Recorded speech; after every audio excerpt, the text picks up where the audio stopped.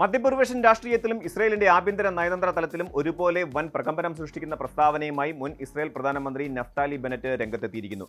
രാജ്യത്ത് നടക്കാനിരിക്കുന്ന പൊതു തെരഞ്ഞെടുപ്പിൽ താൻ നേതൃത്വം നൽകുന്ന രാഷ്ട്രീയ മുന്നണി അധികാരത്തിൽ തിരിച്ചെത്തിയാൽ അറേബ്യൻ ഗൾഫ് രാഷ്ട്രമായ ഖത്തറിനെ ഔദ്യോഗികമായി ശത്രു രാജ്യമായി പ്രഖ്യാപിക്കുമെന്നാണ് ബെനറ്റിന്റെ പ്രധാന വാഗ്ദാനം. ഇസ്രയേലിന്റെ ജനപ്രിയ മാധ്യമമായ ചാനൽ 12ന്റെ മീറ്റ് ദ പ്രസ് പരിപാടിയിൽ പങ്കെടുത്ത് സംസാരിക്കവെയാണ് ഇസ്രയേലിന്റെ പരമ്പരാഗത ശത്രുവായ ഇറാനേക്കാൾ അപകടകാരി നിലവിൽ ഖത്തറാണെന്ന് ബെനറ്റ് രൂക്ഷമായി വിമർശിച്ചത്. ഇസ്രയേലിന്റെ സുരക്ഷാ നയങ്ങളെയും പശ്ചിമേഷ്യൻ ഭൗമരാഷ്ട്രീയത്തെയും മാറ്റിമറിക്കാൻ പോന്ന വമ്പൻ ആരോപണങ്ങളാണ് നഫ്താലി ബെനറ്റ് ഉന്നയിച്ചിരിക്കുന്നത്. മിഡിൽ ഈസ്റ്റിൽ ഇസ്രയേലിന്റെ ആഭ്യന്തര സുരക്ഷയെ തകർക്കാൻ ഖത്തർ അണിയറയിൽ നടത്തുന്ന ഇടപെടലുകൾ ഇറാൻ നടത്തുന്ന പരസ്യമായ ഭീഷണികളെക്കാൾ ഭയാനകമാണെന്ന് അദ്ദേഹം വാദിക്കുന്നു. പ്രധാനമന്ത്രി ബെഞ്ചമിൻ നെതന്യാഹുവിനെ അധികാരത്തിൽ നിന്ന് പുറത്താക്കുക എന്നത് തന്റെ ജീവിത ദൗത്യമായി പ്രഖ്യാപിച്ചിരിക്കുന്ന ബെനറ്റ് ഖത്തറിനെതിരെയുള്ള ഈ കടുത്ത നിലപാടിലൂടെ രാജ്യത്തെ തീവ്ര സുരക്ഷാ വോട്ടർമാരെ ഒപ്പം നിർത്താനാണ് ശ്രമിക്കുന്നത്. ഇസ്രയേലിന്റെ വിനാശമാണ് തങ്ങളുടെ ലക്ഷ്യമെന്ന് ഇറാൻ പരസ്യമായി പ്രഖ്യാപിക്കുന്നുണ്ടെന്നും അതുകൊണ്ട് തന്നെ ഇറാന്റെ നീക്കങ്ങളെ പ്രതിരോധിക്കാൻ ഇസ്രയേലിന് മുന്നിൽ സ്പഷ്ടമായ തന്ത്രങ്ങളുണ്ടെന്നും ബെനറ്റ് ചൂണ്ടിക്കാണിക്കുന്നു. എന്നാൽ ഖത്തറിന്റെ സമീപനം വളരെ സങ്കീർണവും സൂത്രപ്പണികൾ നിറഞ്ഞതുമാണ്. നയതന്ത്രത്തിന്റെ സമാധാനപരമായ മുഖംമൂടി അണിഞ്ഞ് ഇസ്രയേലിനെ ഉള്ളിൽ നിന്ന് വിഷം കൊടുത്ത് നശിപ്പിക്കുന്ന ശത്രുവാണ് ഖത്തർ എന്നാണ് ബെനറ്റിന്റെ പ്രധാന ആരോപണം. 2023 ഒക്ടോബർ 7 അതിഭീകരമായ ആക്രമണത്തിൽ പങ്കെടുത്ത ഹമാസിന്റെ സുഗ്ബ സായുധ സേനയ്ക്ക് സാമ്പത്തിക സഹായം നൽകിയത് ഖത്തറാണെന്ന് അദ്ദേഹം വീണ്ടും ആവർത്തിച്ചു. അതോടൊപ്പം തങ്ങളുടെ ഉടമസ്ഥതയിലുള്ള അൽ ജസീറ വാർത്താ ശൃംഖലയിലൂടെ ഇസ്രായേലിനെതിരെ ആഗോളതലത്തിൽ വിഷലിപ്തമായ പ്രചാരണങ്ങൾ അഴിച്ചുവിടുകയാണ് ഖത്തർ ചെയ്യുന്നതെന്നും ബെനറ്റ് കുറ്റപ്പെടുത്തുന്നു. അന്താരാഷ്ട്ര തലത്തിൽ ഇസ്രയേലിന്റെ പ്രതിച്ഛായ തകർക്കാനും പൊതുജന വിദ്വേഷം വളർത്താനും അൽ ജസീറയെ ഖത്തർ ഒരു രാഷ്ട്രീയ ആയുധമാക്കി ഉപയോഗിക്കുകയാണ്. പല അന്താരാഷ്ട്ര ശക്തികളും ഖത്തറിനെ മധ്യസ്ഥ ചർച്ചകൾ നടത്തുന്ന സങ്കീർണമായ ഒരു രാഷ്ട്രമായി കാണാറുണ്ട്. എന്നാൽ ഒക്ടോബർ 7 ശേഷം കാര്യങ്ങളിൽ യാതൊരു സങ്കീർണതയുമില്ലെന്നും ഇസ്രയേലിനെ ഇല്ലാതാക്കുക എന്ന ഒറ്റ ലക്ഷ്യം മാത്രമുള്ള ഖത്തർ ഒരു തികഞ്ഞ ശത്രുരാജ്യം മാത്രമാണെന്നും ബെനറ്റ് ഉറപ്പിച്ചു പറയുന്നു. ഇസ്രയേലിന് ആഗോളതലത്തിൽ തിരിച്ചടിയാകുന്നത് ഖത്തറിന്റെ സോഫ്റ്റ് പവർ അഥവാ മൃദുശക്തി പ്രയോഗമാണെന്ന് ബെനറ്റ് വ്യക്തമാക്കുന്നുണ്ട്.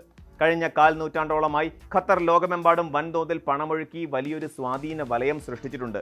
പ്രത്യേകിച്ച് അമേരിക്കയിലെ പ്രമുഖ സർവകലാശാലകളിൽ കോടിക്കണക്കിന് ഡോളർ നിക്ഷേപിച്ചുകൊണ്ട് യുവതലമുറയുടെ ചിന്താഗതിയെ ഇസ്രയേലിന് എതിരാക്കാൻ ഖത്തറിന് സാധിച്ചുവെന്ന് അദ്ദേഹം ആരോപിക്കുന്നു. അമേരിക്കൻ ക്യാമ്പസുകളിൽ ഇന്നുയരുന്ന ഇസ്രയേൽ വിരുദ്ധ പ്രക്ഷോഭങ്ങളും നദി മുതൽ കടൽ വരെ എന്ന മുദ്രാവാക്യങ്ങളും ഖത്തർ സർവകലാശാലകളിൽ നടത്തിയ വൻ സാമ്പത്തിക നിക്ഷേപത്തിന്റെ ദുരന്ത ഫലമാണെന്നാണ് ബെനറ്റിന്റെ നിരീക്ഷണം.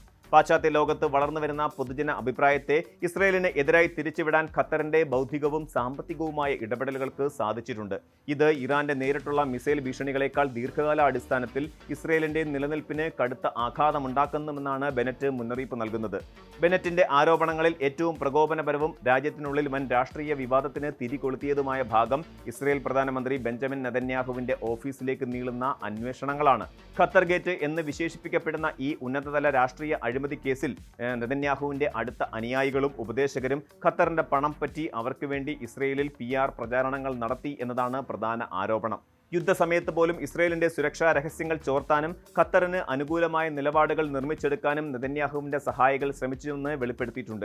ഇസ്രയേലിന്റെ ചരിത്രത്തിൽ തന്നെ ഏറ്റവും വലിയ രാജ്യദ്രോഹ സംഭവമാണ് ഖത്തർ ഗേറ്റ് എന്ന് വിശേഷിപ്പിച്ച ബെനറ്റ് ഇസ്രയേലിലെ പ്രധാന ഗവേഷണ സ്ഥാപനങ്ങളും സോഷ്യൽ മീഡിയ ഇൻഫ്ലുവൻസർമാരും ചില പ്രമുഖ ഉദ്യോഗസ്ഥരും വരെ ഖത്തറിന്റെ ശമ്പള പട്ടികയിലുണ്ടാകാമെന്ന് സംശയം പ്രകടിപ്പിച്ചു. ഇസ്രയേൽ നിയമപ്രകാരം ഖത്തർ ഇതുവരെ ഔദ്യോഗികമായി ശത്രുരാജ്യമായി പ്രഖ്യാപിക്കപ്പെടാത്തതിനാൽ ആർക്കും ഖത്തറിന് വേണ്ടി ഏജന്റായി പ്രവർത്തിക്കാം എന്ന വിചിത്രമായ സാഹചര്യം നിലനിൽക്കുന്നുണ്ട്. തങ്ങൾ അധികാരത്തിൽ വന്നാൽ ഉടനടി നിയമനിർമ്മാണം നടത്തി ഖത്തറിനെ ശത്രു രാജ്യമായി പ്രഖ്യാപിക്കുകയും ഇത്തരത്തിലുള്ള ആഭ്യന്തര ചോർച്ചകൾക്ക് ശാശ്വതമായി അന്ത്യം കുറിക്കുകയും ചെയ്യുമെന്ന് ബെനറ്റ് അവകാശപ്പെടുന്നു.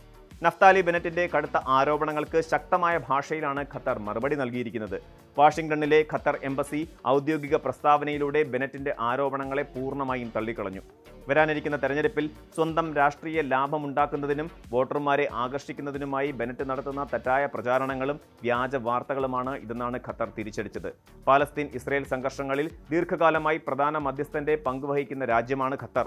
ഗസയിലെ വെടിനിർത്തൽ ചർച്ചകളിലും ബന്ദികളുടെ മോചനത്തിലും അമേരിക്കയോടൊപ്പം നിന്ന് പ്രധാന പങ്കുവഹിച്ച ഖത്തറിനെ ശത്രു രാജ്യമായി ചിത്രീകരിക്കുന്നത് ഇസ്രയേലിന്റെ അന്താരാഷ്ട്ര നയതന്ത്ര ബന്ധങ്ങളെ ബാധിക്കുമെന്ന് ചൂണ്ടിക്കാണിക്കപ്പെടുന്നുണ്ട്. നെതന്യാഹു ഭരണകൂടം തന്നെ പലപ്പോഴും ഗസയിലേക്ക് ഖത്തറിന്റെ സാമ്പത്തിക സഹായങ്ങൾ അനുവദിച്ചിരുന്ന ചരിത്രവുമുണ്ട്. എന്നാൽ യുദ്ധാനന്തര സാഹചര്യത്തിൽ ഇസ്രയേൽ രാഷ്ട്രീയത്തിൽ വളർന്നുവരുന്ന തീവ്ര ദേശീയത തരംഗത്തെ പ്രതിഫലിപ്പിക്കുന്നതാണ് ബെനറ്റിന്റെ ഈ വാക്കുകൾ. അഭിമുഖത്തിൽ ഗസയിലെ നിലവിൽ സുരക്ഷാ സാഹചര്യങ്ങളെക്കുറിച്ചും ബെനറ്റ് കൃത്യമായ നിലപാട് വ്യക്തമാക്കി.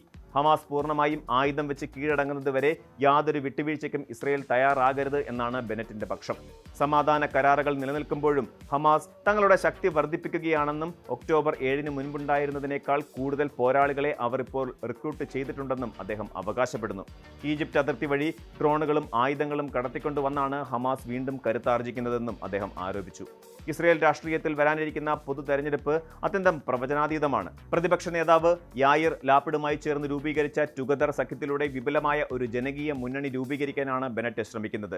സയനിസ്റ്റ് വലതുപക്ഷവും ഇടതുപക്ഷവും മതനിരപേക്ഷവും മതവിശ്വാസികളും ഉൾപ്പെടുന്ന ഒരു വിശാല സർക്കാരാണ് തങ്ങളുടെ ലക്ഷ്യമെന്ന് അദ്ദേഹം വ്യക്തമാക്കുന്നു. എന്നാൽ നിലവിലെ പൊതുജന സർവേകൾ പ്രകാരം നെതന്യാഹുവിന്റെ വലതുപക്ഷ മുന്നണിക്കോ ബെനറ്റ് ലാപ്പിഡ് സഖ്യത്തിനോ കേവല ഭൂരിപക്ഷമായ 61 സീറ്റുകൾ ഒറ്റയ്ക്ക് നേടാനാകില്ലെന്ന സൂചനകളാണ് പുറത്തുവരുന്നത്. നഫ്താലി ബെനറ്റിന്റെ ഈ വെളിപ്പെടുത്തലുകൾ കേവലം ഒരു തെരഞ്ഞെടുപ്പ് പ്രസംഗം എന്നതിലുപരി മിഡിൽ ഈസ്റ്റിലെ ഭാവി രാഷ്ട്രീയ സമവാക്യങ്ങളിൽ ഉണ്ടാകാൻ പോകുന്ന വലിയ മാറ്റങ്ങളുടെ സൂചനയാണ്. ഇസ്രയേൽ ഇറാനുമായി നേരിട്ടുള്ള സംഘർഷങ്ങളിലൂടെ കടന്നു പോകുമ്പോഴും അണിയറയിലെ നയതന്ത്ര സാമ്പത്തിക യുദ്ധങ്ങളിൽ ഖത്തറിനെ പ്രധാന എതിരാളിയായി കാണാൻ ഇസ്രയേലിലെ ഒരു വിഭാഗം രാഷ്ട്രീയ നേതൃത്വം തയ്യാറാകുന്നു എന്നത് ശ്രദ്ധേയമാണ്. ബെനറ്റ് അധികാരത്തിൽ തിരിച്ചെത്തുകയും ഖത്തറിനെ ശത്രു രാജ്യമായി പ്രഖ്യാപിക്കുകയും ചെയ്താൽ അത് ഖത്തർ ഇസ്രയേൽ ബന്ധത്തെ മാത്രമല്ല അമേരിക്കയ്ക്ക് മധ്യപൂർവേഷ്യയിലുള്ള സൈനിക നയതന്ത്ര തന്ത്രങ്ങളെയും കാര്യമായി ബാധിക്കും. ആഗോള മാധ്യമരംഗത്തും അമേരിക്കൻ സർവകലാശാലകളിലും ഖത്തർ ചെലുത്തുന്ന സ്വാധീനത്തെ ഇസ്രയേൽ എങ്ങനെ പ്രതിരോധിക്കും എന്നതും വരും നാളുകളിൽ കണ്ടറിയേണ്ട ഒന്നാണ്. ഇസ്രയേലിലെ തെരഞ്ഞെടുപ്പ് ഗോദയിലെ ഖത്തർ വിഷയം പ്രധാന ചർച്ചാ വിഷയമായി മാറുമ്പോൾ അറേബ്യൻ ഗൾഫിലെ നയതന്ത്ര അന്തരീക്ഷം കൂടുതൽ സങ്കീർണമാകുമെന്ന കാര്യത്തിൽ സംശയമില്ല. കൂടുതൽ വാർത്തകൾക്ക് news 18 Keralam YouTube channel subscribe ചെയ്യുക.